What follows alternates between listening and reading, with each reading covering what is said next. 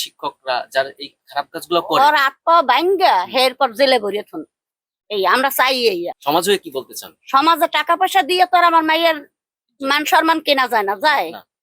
আর মান সম্মান ওর চাই এমন শাস্তি হোক যে মনে করেন আরো 5 জন যেন ভয় পায়। ভাই এই যে গতকালকের যে ঘটনাটা আমি শুনছি, ওই যে ফাতেমা মেয়েটা আর ওই ওপারের ওই যে হালিম স্যারের বিষয়টা, কিন্তু এইটা হচ্ছে মানে একদম অবাস্তব একটা ঘটনা, যা আপনার আমার সবার ছেলেমেয়ের সাথে হইতে পারে, কিন্তু এটা যাতে না হয় এর জন্য সর্বোচ্চ শাস্তি আমি দাবি করতেছি।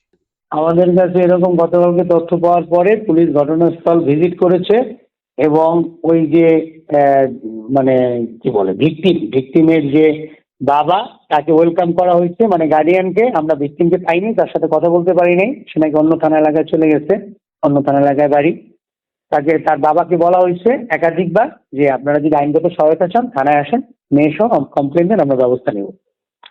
থানায় যেভাবেই অবহিত করা হোক না কেন, 999 বা ফোন, পুলিশ ঘটনাস্থলে গিয়েছিল, এটা তো আপনি জানেন।